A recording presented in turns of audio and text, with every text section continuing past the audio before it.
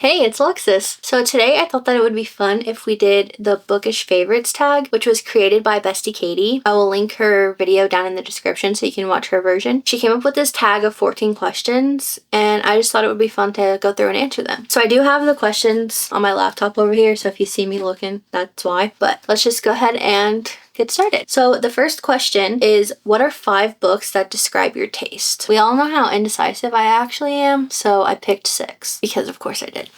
But we have Anxious People by Frederick Bachman. This is considered like a general fiction with a side of mystery in it. It was a really interesting concept and I loved it. So this book is about 8 people who are going to this apartment showing, and it ends up turning into a hostage situation when a failed bank robber bursts in and basically takes them all hostage. So you see inside of every person's mind, like during the hostage situation and after, when they're all at the police station giving their statements about what happened. Like, it was just a really fun and interesting way to write this book. But this book had me bawling my eyes out, especially towards the end. Do with that information what you will, but I would recommend everybody read this. Next up is The 7 Husbands of Evelyn Hugo by Taylor Jenkins Reid. So if you've not read this, what are you doing? Get out and read this. But secondly, this is historical fiction, by the way. So this is the story of Evelyn Hugo, who was a movie star from the 50s to the 80s when she essentially retired. Now it's 2017 and she's like nearing the end of her life, she feels, so she wants to go ahead and tell her story now. But she's only offering to tell her story if one specific person can tell it for her. I loved this book. I've read this, I believe, in like July or something of 2023. Literally have thought about this every single day since. I think it's time for a reread. Please read this if you haven't already. And then we have Yours Truly by Abby Jimenez. So this book is considered a romance, but it has like realistic life elements added into it, which I really personally enjoyed. So this is a story about Brianna, who is a doctor, and she's currently going through a divorce from her awful husband. Like, he's a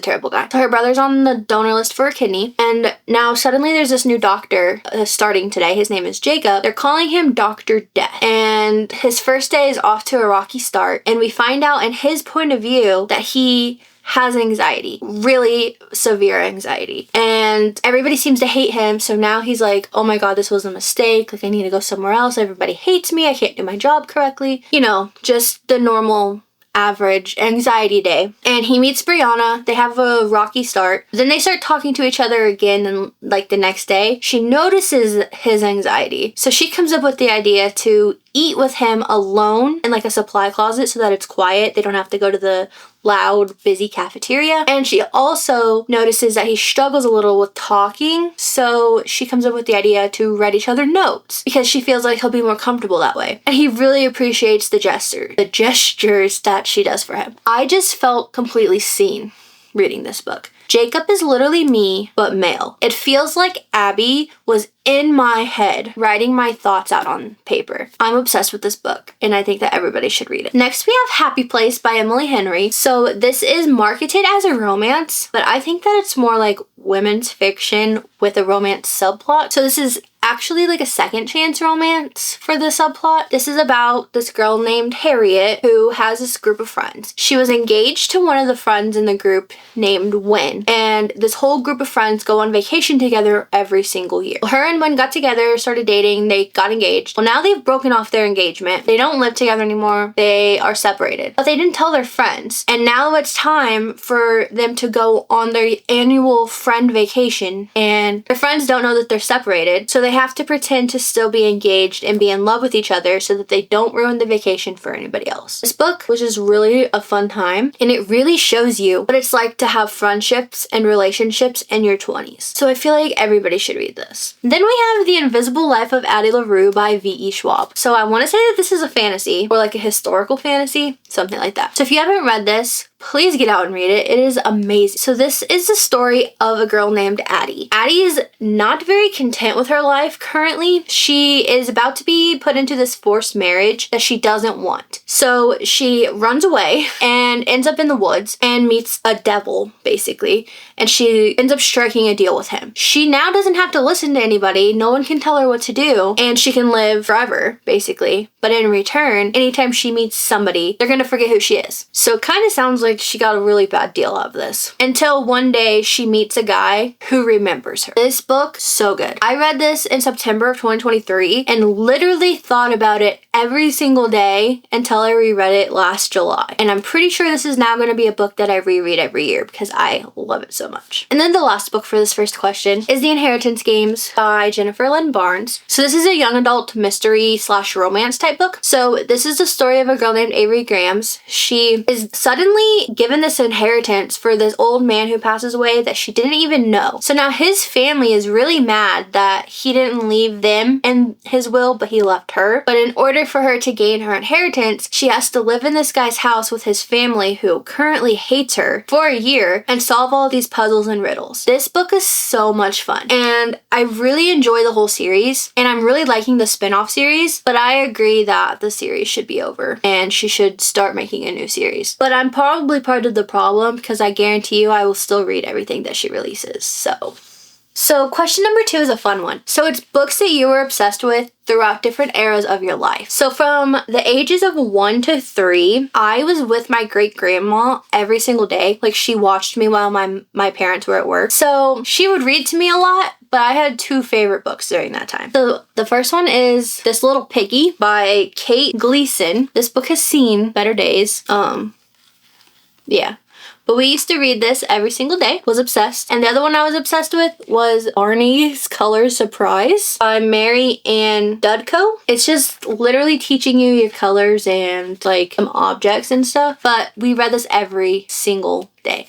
I'm sure she was so sick of these books, but I was obsessed. I don't know why, but these were my favorite books. So then when I was about 4 or 5, I became obsessed with this Frosty the Snowman book. Even when it wasn't Christmas time, I wanted to read this. And I was also obsessed with Chicka Chicka Boom Boom and The Very Hungry Caterpillar. I feel like every kid was obsessed with those though. Well, maybe not this one, but the other 2. I'm sure. So then when I was in elementary school and like learning how to read, I became obsessed with this tongue twister book, Oh Say Can You Say by Dr. Seuss. Why? I don't know. But this book's also seen way better days. And when my brother was a baby, he got a hold of this book and he left me this beautiful drawing. I don't know, I should probably replace this book, but I kind of like the memories attached to it, so I'll have it. But I was also during this time obsessed with Junie B. Jones, which I'm sure everybody was, and The Magic School Bus. Like, I just loved reading those. And then when I got into middle school, I became obsessed with the Click series. All my friends were reading Harry Potter and the Hunger Games. Not me. I was reading the Click series. I remember that so many people in my school were reading the series that there was like a long wait list all the time to get the next book. It was crazy. And then when I got to high school, none of my friends were reading, so I felt like a weirdo if I was the only one reading, so I just stopped reading. And I was also starting to struggle with school. It wasn't coming as easily to me anymore, so I needed to focus more on school, so I kind of just stopped reading altogether. And then in 2022, like towards the end of 2022, my anxiety and my depression got so bad that I just was like, I need something to help my mind escape reality. So I picked up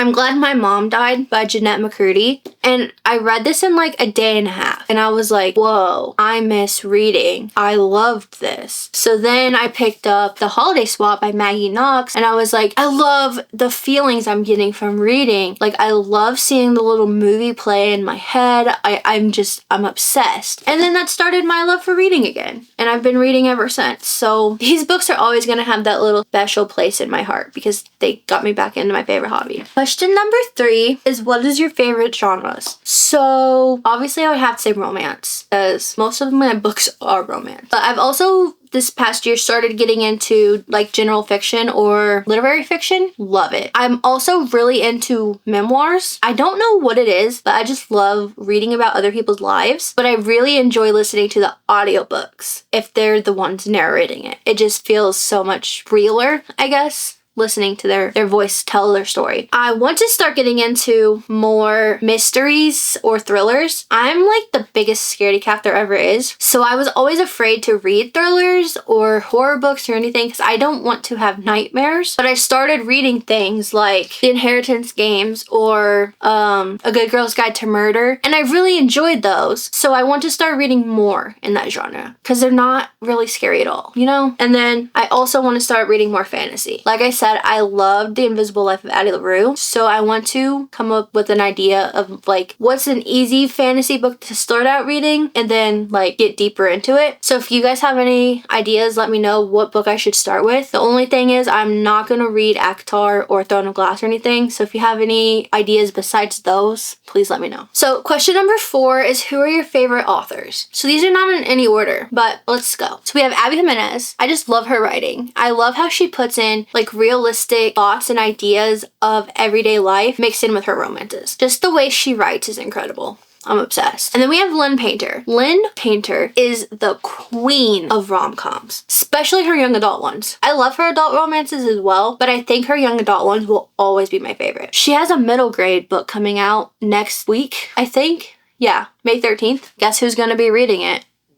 This girl, because it's Lynn Painter. Then we have Jennifer Lynn Barnes. Her mystery books are just so fun. Especially, like I said, the Inheritance games. I loved going along with these characters and figuring out all the riddles and puzzles like along with them. So much fun. And then we have Emily Henry, which I'm sure is like a lot of people's favorite author, but I just love the way she writes. She has this like poetic way of writing and her quotes just like will stick with you forever. I love her writing. Then we also have Taylor Jenkins Reid. I never thought that I was like a historical fiction girl until I started reading her stuff. I love her style of writing. I don't know if it's just her style of writing or if I'm now a historical fiction person, but I love her book. Like I said, Seven Husbands of Evelyn Hugo, probably my favorite book of all time. And I really enjoyed Daisy Jones and the Six, and Carrie Soto is back as well. Like, love her writing. And then we have Ellie Hazelwood. She is one of my favorite authors, but I've had some misses with her books as well. So the last few books that she's released have not been my favorite, but I have had some 5-star books from her before. So she's kind of like a hit or miss for me lately, but I still will read everything she writes. I just don't know if I'm gonna like everything she writes.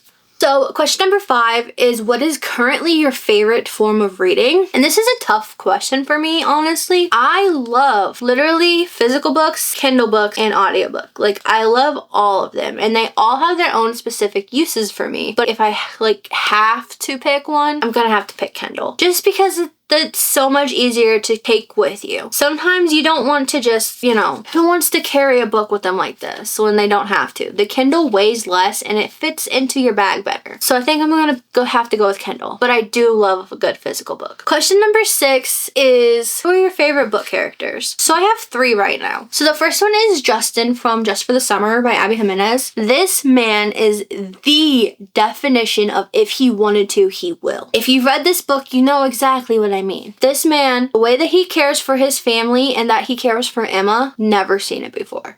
Love this man. He literally gives off golden retriever energy and I am here for it. Then we have Jacob from Yours Truly. Like I said, this man is literally me, but male, obsessed with him. He's probably one of my favorite book boyfriends to ever exist. And lastly, we have Emily from A 5-Letter Word for Love by Amy James. This girl is 27 years old and she doesn't quite know what she wants to do with her life. And that's literally me. I think that I finally started to figure out what I want to do with my life, but it took a really long time to get there. She went to college and got a degree and now she's like, I don't want this degree. I want something else. I want to do something totally different with my life. And after changing my major like 6 times, I totally feel her. Question number 7 is, what are your favorite series? So first of all, the Inheritance games. Like I said, I'm obsessed with this entire series, plus the spin-off series. Love them. Next, we have the Natural series by Jennifer Lynn Barnes. So if you haven't heard of this series, it's literally Criminal Minds, but make it teenagers. So there are 5 teenagers who all have special abilities, and they get recruited by the FBI to help them solve cold cases. So much fun, and the twists and turns will get you. You think you have it figured out, and then you don't. Love this series. And then lastly, we have Heartstopper by Alice Oseman. So this is the story of Nick and Charlie. Charlie is, I believe, a sophomore in high school, and his freshman year, he got bullied when he came out as gay. And then we have Nick, who is a junior, and he meets Charlie in like homeroom or something. They sit next to each other. Nick is a star on the rugby team of the school, so he's like very popular, very well known, and him and Charlie start to form a friendship. And then Nick starts like having feelings for Charlie, but he thinks it's weird because he doesn't really know his sexuality yet, but he just assumes that he is straight and that he likes girls, till he starts having weird feelings for Charlie. And now he's on like this self-discovery to figure out who he really is. And this book also not this book, but the series also also has a lot of like deeper topics in it as well. It covers things like eating disorders and mental illnesses and stuff. So like read the trigger warnings before you read these books, but I think that it's important for everybody to read these because of the topics that it covers. They're not talked about enough. So I really love this and I'm waiting for the next one and nobody knows when it's coming out. So question number 8 is what are some series that you're excited to finish? And I have 2. So the first one we have the Kingdom Keeper series by Ridley Pearson. I'm about to start book 4 out of 7. And this is just a fun little middle grade series about these 5 kids who are DHIs at the Magic Kingdom, which is like a digital like hologram version of themselves. They are tour guides basically, but the hologram versions of themselves. And it's just a lot of fun. They all go to sleep at night and they wake up in the Magic Kingdom like connected through a dream and they have to fight the bad guys. Just a fun little time. Please read this if you're into Disney at all. And then we have the Ruinous Love Trilogy by Brynne Weaver. I really enjoyed reading Butcher and Blackbird. I'm just excited to read the next 2 in the series.